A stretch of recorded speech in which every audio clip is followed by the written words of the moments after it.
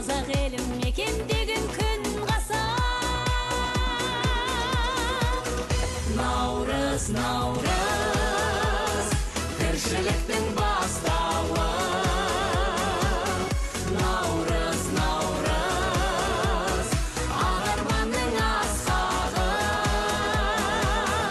Наурыз, наурыз, салт дәстүрім жаңғырған.